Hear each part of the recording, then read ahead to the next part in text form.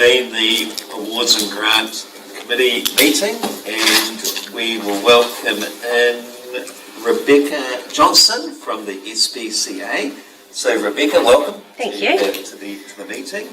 So you have 10 minutes to speak and 7 minutes to present, then 3 minutes for questions at the end, and you'll hear Harriet ring a bell after 7 minutes. Awesome. Just to let you know questions are coming. Just a reminder that the meeting's being live streamed on the Masterton District Council YouTube channel, and the floor is yours, Rebecca. Awesome. So yes, as you mentioned, my name is Rebecca Johnston. I'm the Centre Manager for the Masterton branch of the SPCA. And I'd like to thank you for the opportunity to talk with you today and apply for your support through the Community Wellbeing Grant Fund. Your ongoing support of our Masterton Centre over the last 7 years has been incredible, and it's meant the world to us, and we're very excited to continue this relationship. This year we're excited to seek funding of $9,500 to go towards the operational costs of delivering vital animal welfare services in our region. With your ongoing support, we can continue to grow and strengthen our volunteers and foster families while continuing to support those in need throughout our community. When you save an animal, you don't just change their life, you change your own. The Masterton SPCA is a dynamic, and I like to say small but very mighty centre, providing a positive, inclusive environment where everyone has the chance to get involved. Whether it be fostering, volunteering, donating, or adopting a new furry family member, we are achieving great outcomes, and we're excited about what lies ahead. We would be honoured to have you with us as we continue this life-saving work for our animals and the people in Masterton. In the last year, the Masterton Centre has seen an increase of 28% in animal intake, and this reflects the growing pressures on our community. In the last financial year, we cared for over 1,128 animals. This includes a 50% rise in owner surrenders, 548 kittens, which is a 13.5% increase from previous year, and 219 cats, which is a 27% increase. The number of unwanted puppies being born is a nationwide problem, and definitely something we are feeling the impact of here in Masterton. We currently have 16 8-week-old pups looking for homes, which is pretty big for us. Families are struggling. We need to make sure we can continue to provide support and help them make the compassionate choices. Together we can build a stronger and kinder Masterton for all. However, it's not all doom and gloom. The Masterton Centre has worked tirelessly to become a community hub and a real presence in the animal welfare space. The Masterton Centre has seen a 25% increase in animals adopted into loving homes across Masterton and the surrounding region, and last year 786 animals were adopted. And here are just a few of those amazing outcomes that I can share with you. So this is Goldie. This beautiful boy was transferred into our care in September 2023 from Masterton Animal Control. As many dogs came and went, Goldie was continuously overlooked. Finally, after nearly 2 years in care, a wonderful family came down from Auckland and fell in love with our boy. Goldie is now living the dream with doting parents and grandparents. Goldie's story is so heartwarming and a reminder that the SPCA does not have time limits on our animals. Romulus and Remus, these two little cuties, came in very small and very spicy from the Kandahar rest home. We've seen a lot of animals come, especially cats, come from there. It took us 3 months to treat these two for ringworm and clear them from an adoption, and finally they found a home together and are now happy and healthy with their new family. A community wellbeing grant to the Masterton SPCA will have far-reaching benefits, not only for the animals but for the people who love and care alongside them. Volunteering. The Masterton Centre currently has over 30 volunteers. The Masterton SPCA provides several opportunities for our local community to engage in the many volunteering positions we have, whether it's cleaning, feeding, cleaning, socialising, cleaning, dog walking, cleaning, gardening, cleaning, transporting animals, cleaning. Our volunteers are a crucial part of the day-to-day running of the centre. They range in age from school children, high school students, and animal and vet care students gaining valuable work experience, adults and retirees, all coming in and committing to their regular shifts. The Masterton Centre has currently 60 foster families, and this is a huge increase from previous years. Fostering creates an environment where people can share their love of animals while helping to rescue and rehabilitate animals in their home. With the rise in incoming animals needing our help, this has made an incredible difference to the level of care that we can provide and the well-being of our staff and foster families. Over the past year, we have fostered over 400 animals. We are proud to work alongside a diverse and passionate network of organisations, groups and individuals who share our commitment to animal welfare and community wellbeing. UCOL, Universal College of Learning, we support the next generation of animal carers by hosting animal care and veterinary students for practical placements.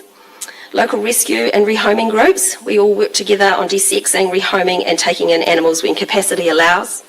Local veterinarians, these trusted partners provide veterinary care and desexing services. Local animal controls and the Department of Conservation, assisting with rehoming and behaviour assessments, supporting animal control offers through our inspectorate when needed, ensuring native birds receive prompt veterinary care and rehabilitation. Desexing. Animals is a vital part of our work. By ensuring animals are desexed, we reduce the unwanted animal population and build a healthier, more responsible animal owning culture. Desexing is one of the most effective tools we have to protect our natural environment. Desexing dramatically reduces the number of unsocial cats and stray cats, and this reduces the impact on wildlife and urban ecosystems. This directly supports the Council's commitment to protecting our natural heritage and enhancing biodiversity. Over the last year, we have desexed 848 animals on site.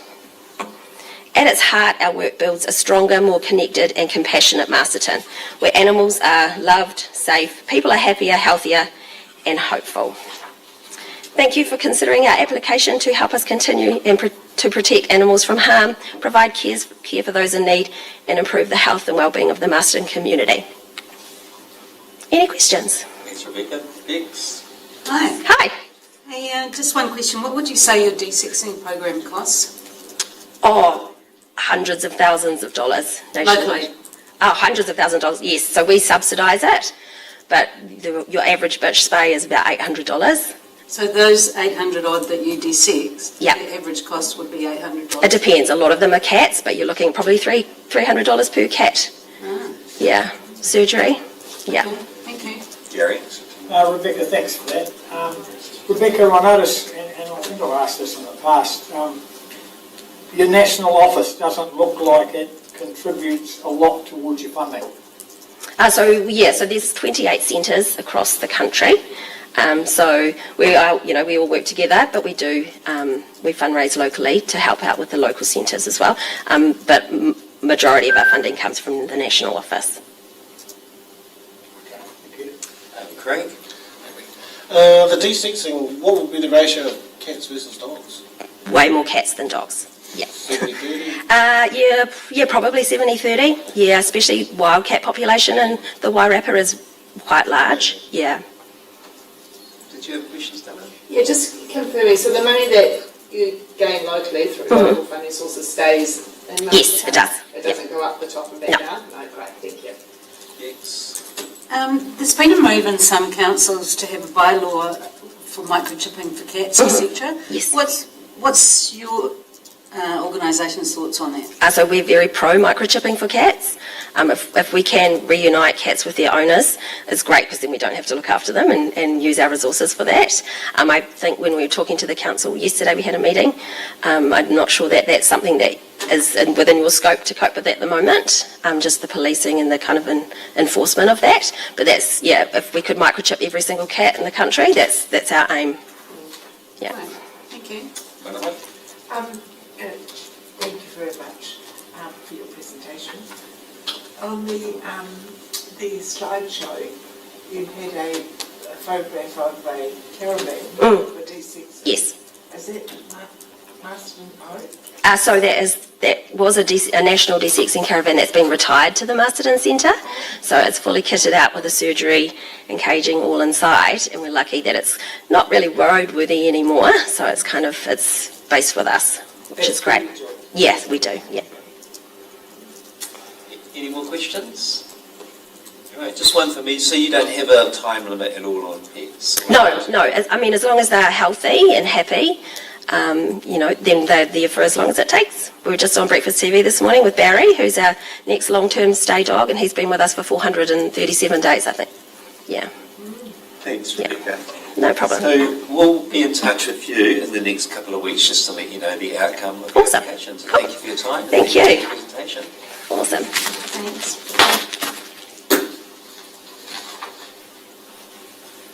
Right, Gavin. Oh, and Anna, I beg your pardon. Sorry.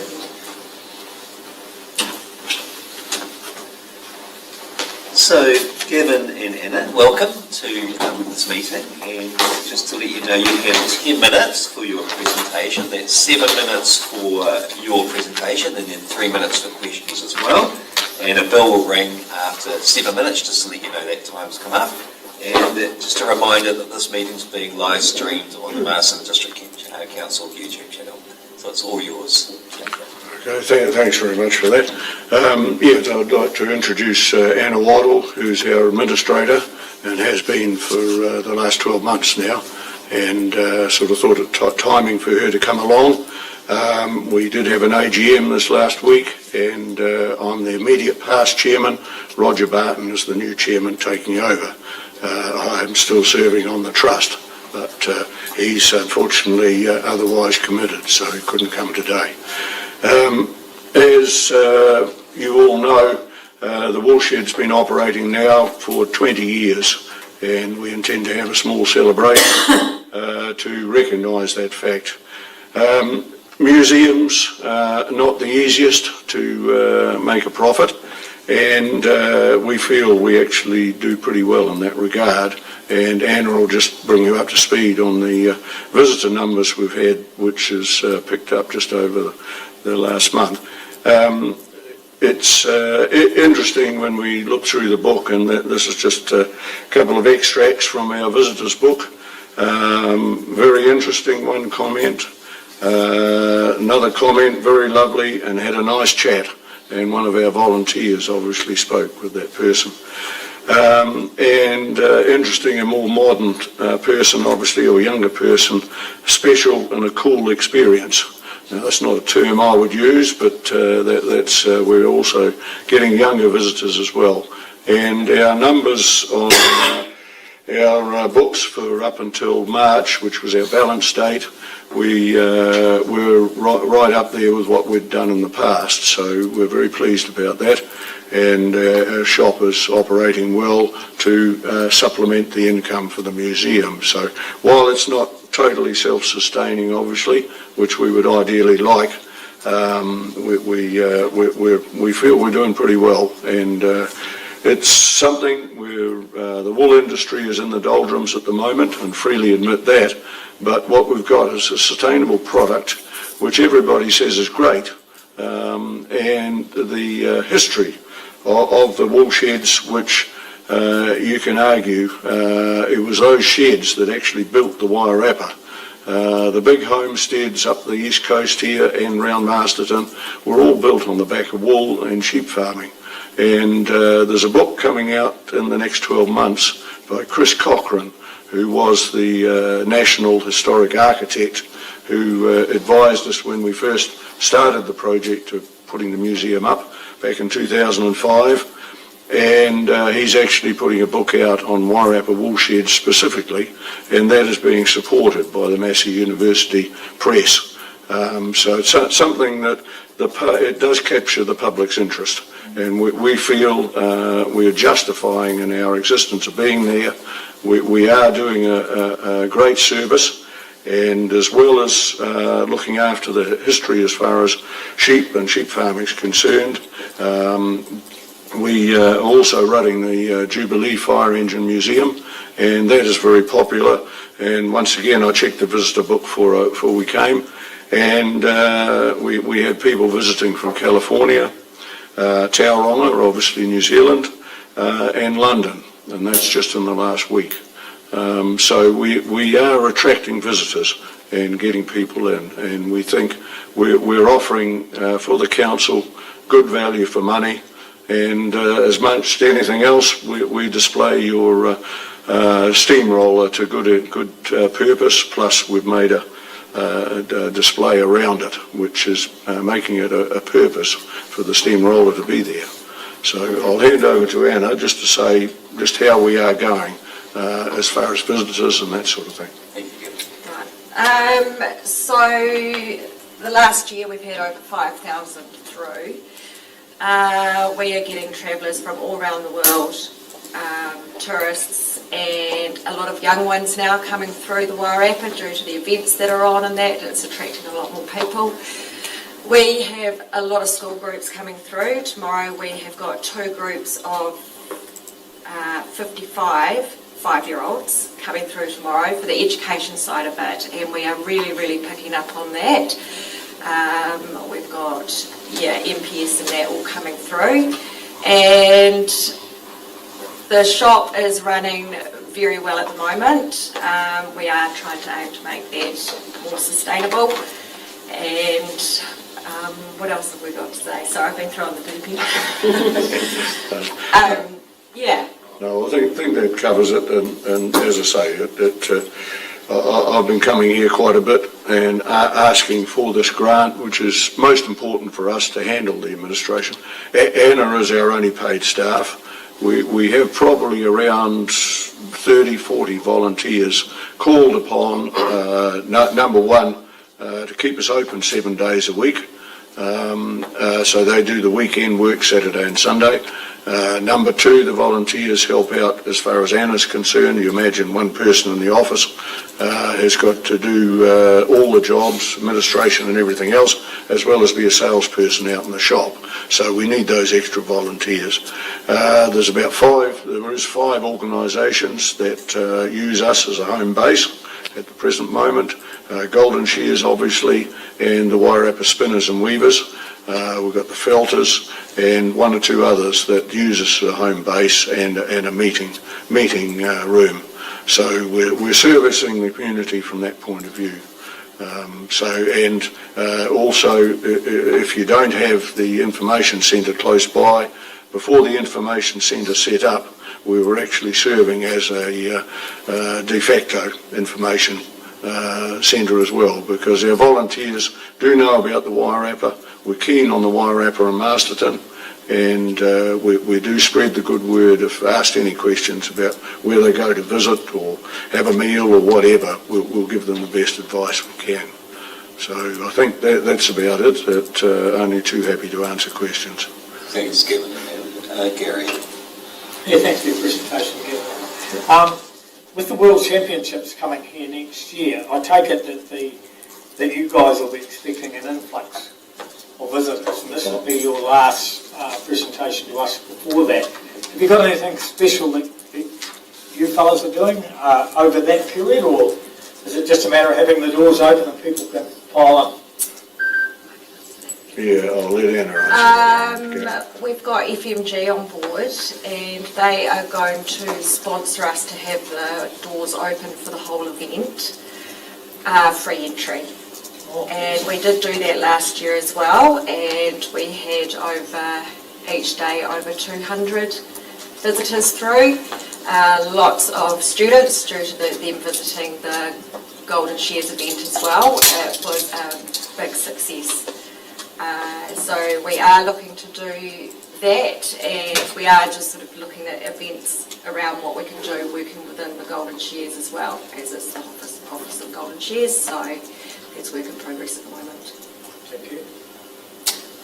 Stella? Yeah, cool, thank you. Hi, everyone.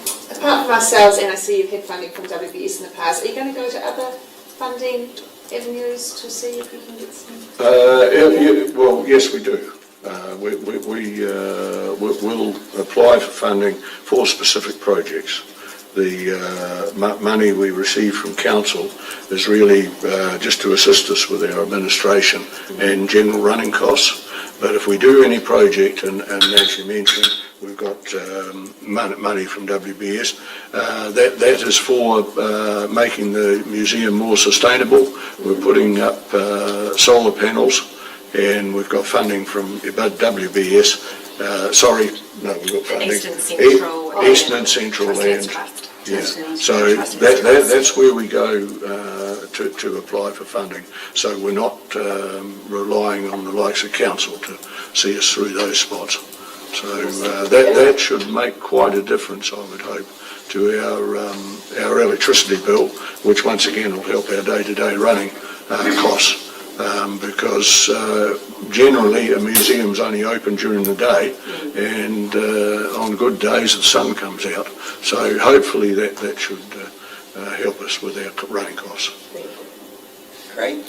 Yeah, hi, thanks for your presentation. Just a general question around, you talked about your visitor numbers being about 5,000. You're just seeing a gradual uptick in that over the last few years? It's stayed the same. Okay. It has stayed the same after COVID, of course, but no, the last 2 years, to be honest, has stayed the same. But it hasn't gone down, and our shop has been going up. Yeah. Thank you. Ranama? Kia ora, thank you very much for the presentation. The book that is being written by Chris Cochran, Yeah. is it in conjunction with that Share Street? We're just acting as a verbal sponsor for him. We're not putting any money into it or anything like that. He's obtaining money otherwise. Yeah. And we'll get a mention, and we're also featuring in the book because naturally enough, there's not a lot of wool sheds that have come to town. We brought 2 in. Yeah. As you said, Masterton was maybe built on the backs of these wool sheds. Yeah. But I just wondered whether the gangs, shearing gangs will feature in this book. It'll be, I haven't seen the actual detail of all the wording, I've seen the rough idea, and I think yes, undoubtedly what I've seen, it's featuring the shearers, yeah, as well as the station owners and farm owners, and as I say, we've brought 2 historic wool sheds to town. That's how we fit into there. So it's interesting, as he said, the Massey University Press has grabbed it and sort of said we want to publish it. Because I'm aware that there'll be a wider readership, you know, if they are included. Yeah, oh yes, yeah, no, that's it. No. Well, thank you, Kevin and Anna. Nice to meet you, Anna, as well. And, so we'll be back in touch with you guys regarding the outcome of your application in the next couple of weeks. So again, thank you for your time. Thank you for your presentation. Thank you.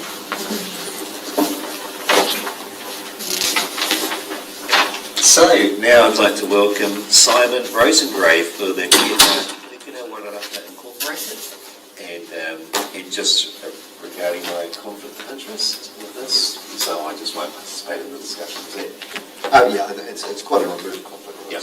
It's acknowledged. great? Thank you. So I can participate in the discussion. Yep. Great, thank you. Right, Simon, so you have 10 minutes, so 7 minutes to speak, and then 3 minutes for questions at the end. And the bell will ring after 7 minutes, and just a reminder that this is being live streamed on the Masterton District Council YouTube channel, so all yours. Thanks, Tim, and kia ora koutou, everybody. Thanks for the opportunity to return almost 12 months after I last spoke to Council, actually, around Kia Hakanakana Wairarapa. Of all the times for us to establish a new charitable organisation in this region, we probably chose just about the wrong one in terms of the not-for-profit sector in the current funding environment. But it's a pleasure to actually say that Kia Hakanakana Wairarapa is still here and still impacting the community. And a lot of the talking points that I spoke to last year haven't changed in terms of the depth and the spread that Kia Hakanakana brings to the Wairarapa region, but also specifically to Masterton. We believe that we fill a gap that exists within this region in terms of the impact on the ground within the physical activity and play environment. I don't know how many will remember, but when I spoke to Council last year, Kia Hakanakana is far more than that. It's actually about bringing connectedness to the community. We use a range of social competence models underneath what we do to ensure that everybody aligns, values are very significant within what we do. We utilise Te Whare Tapawha in terms of creating connectedness, and so it's around the conduit of play and physical activity bringing people together. Now, at the moment, we are doing that significantly within the primary school setting, and there's a few primary schools, and Tim's already alluded to a potential conflict of interest, including Lakeview, who we work with significantly. But we're also doing it in the rangatahi space with youth. We have been working with Nakota College quite closely this year, and we want to extend that across the region, but with specific focus on secondary schools here in Masterton. We've established a new project called I Can Be Me, which utilises all of our philosophies around self-discovery and self-achievement. And we believe that it's unique and actually national leading in terms of what we do. This is not some fly-by-night thing that it's just an idea that's impacting here in the Wairarapa. It is something that's been built across a range of these philosophies, approaches, etc., and we believe is really impacting the region as it stands at the moment. We have come through some struggles within the last 12 months because it's not an easy funding environment, so we are looking for support to enable us to extend what we're able to do. So like I say, at the moment we're working in the tamariki space, we're extending into the rangatahi space even though we're doing some at the moment. We are also, I would suggest, one of the main reasons that the YMCA building still has its doors open in 2025. We entered a partnership with Y Central after I spoke to council last year, and Kia Hakinakina now run that facility fully under agreement with Y Central. We believe that that facility, even though it's not a specific council facility, is really important for Masterton as a whole, and we know that there's a range of people coming through that door. With the running of the YMCA, what we've been able to do is offer opportunities for an even wider range of people, including such opportunities as what we call Go for Gold, which is for gold card holders to come and be physically active and connect. So we're really working through the space of from early childhood all the way through, impacting across our community with models that we know are impactful. And we really want to look at what support could look like, but also what a partnership could look like with the council, because we want to look at what public events could be run utilising the Kia Hakinakina Wairarapa approaches. We believe there's a gap there at the moment in terms of offerings. We are looking further south as well within the region. And I guess there will be some questions come up in terms of what is the difference between what we do and what Nuku Ora deliver in the physical activity, play, sports space. We work very closely with Nuku Ora. I've had a very long relationship with them now for 11 to 12 years, and we make sure that we complement them as opposed to try to replicate what they're doing. We know they work in that capability space, whereas for Kia Hakinakina Wairarapa, it's actually about impacting on the ground and having the staff that are out there in the community impacting. And one of the things I spoke to last year was the fact that we feel very, I guess, proud of the fact that we're able to bring young professionals in the sporting and physical activity industry back to the Wairarapa region and offer them employment. Without Kia Hakinakina here, we don't believe that there would be those opportunities.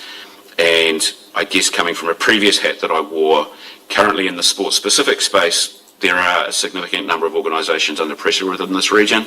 Kia Hakinakina has the opportunity to actually provide support in those spaces where some of their activity may unfortunately not be able to be delivered anymore. So we're trying to be that catch-all, that support, but also that real driver of impact across a range of our community. In terms of numbers, it's our belief that for 2025 we would have impacted 10,000 people within the Wairarapa region in terms of some form of offering or ongoing support.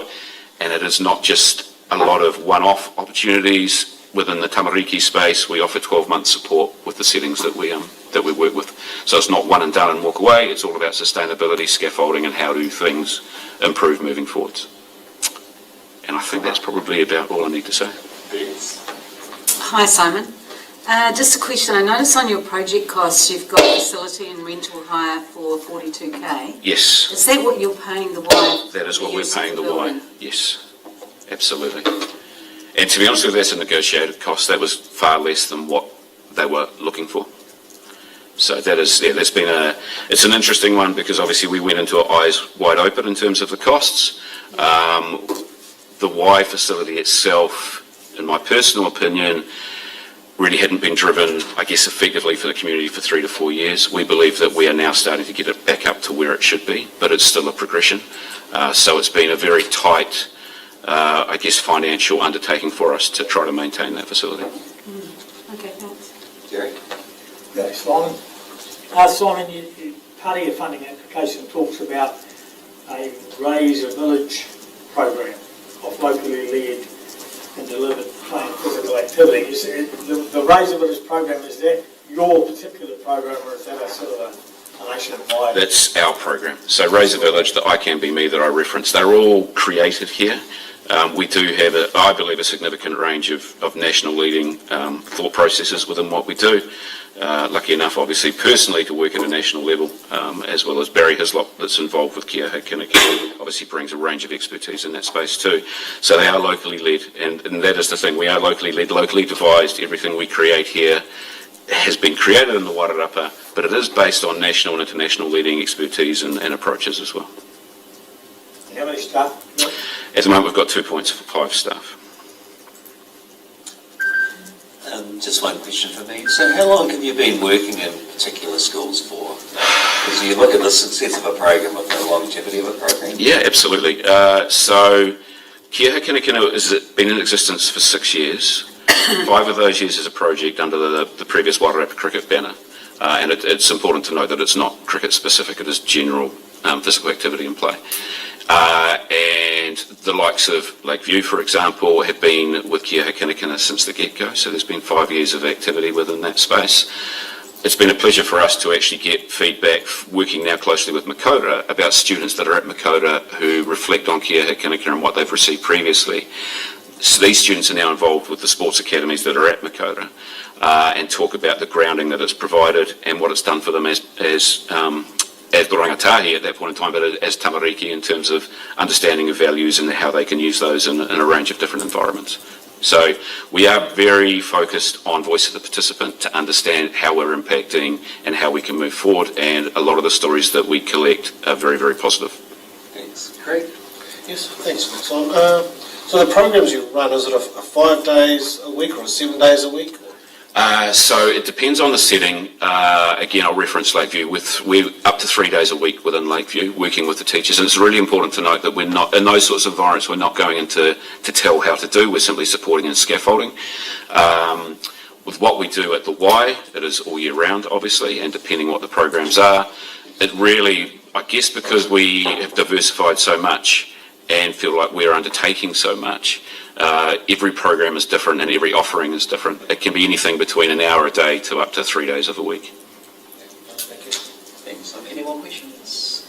No. Thank you, Simon. So we'll be in touch with you in the next couple of weeks with the outcome of your application.